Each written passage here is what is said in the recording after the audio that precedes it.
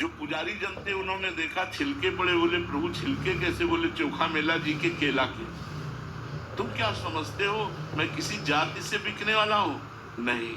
विद्या रूप महत्व कुल धन जौवन अभिमान, ये सब सच कंटक रहे न भक्ति निदान। जहाँ ये 6 प्रकार का अभिमान होता है वहां मेरी भक्ति नहीं रहती तो मैं कैसे रह सकता हूं?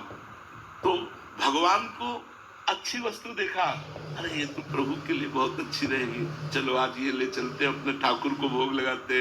ऐसा भाव रखना। किसी शाक या फल आदि के अगले भाग को तोड़ करके अच्छा अपने लिए रख लेना और फिर ऐसा भगवान को अर्पित करना, ऐसा नहीं होना चाहिए।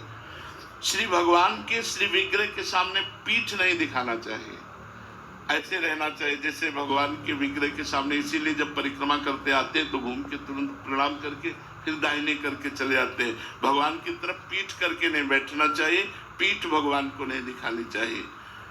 श्री विग्रह के सामने किसी को प्रणाम नहीं करना चाहिए।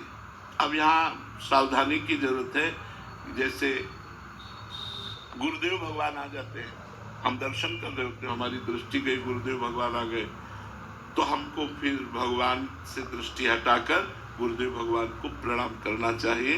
मोते अधिक गुरु ही जिए जानी।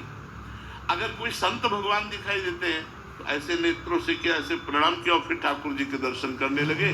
और जब वो श्री विग्रह से दूर हुए तो उनको फिर प्रणाम नमस्कार। लेकिन गुरुदेव को तुरंत, गुरुदेव आ गए, तुरंत ठाकुर जी से दृष्टि हटा के गुरुदेव के चरणों में प्रणाम करे, फिर ठाकुर जी के दर्शन करे। बकाया श्री विग्रह के सामने किसी और को प्रणाम न करे, सीधे बस ठाकुर जी के दर्शन करता रहे। जब गुरुदेव मिले, जय बार गुरुदेव मिले, ये 30वां अपराध बता रहे हैं। गुरुदेव आए और आप उठ करके खड़े नहीं हुए, मतलब एक बार प्रणाम करें तो क्या बार बार प्रणाम करें? नहीं, आप व्यर्थ ना, बार बार उनकी वंदना।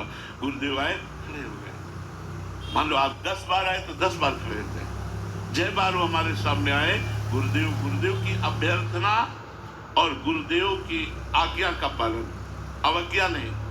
जो आज्ञा हो गई, बड़ा फल है आज्ञा पालन में, पर कभी कभी गुरुदेव की बड़ी प्रतिकूल आज्ञा हो जाती। जैसे एक बार श्री रामानंदाचार्य जी एक बगीचे में भ्रमण करते हुए पहुंचे, ठाकुर का सिंहासन विराजमान हुआ, वहां समीप पर कुआं था, कुआं से पानी मंगाया तो कुआं के पानी में हल्की सी बदबू थी, क्योंकि उसके ऊपर एक पेड़ की डाल आ रही थी और सारे पत्ते कुएं में जा रहे थे।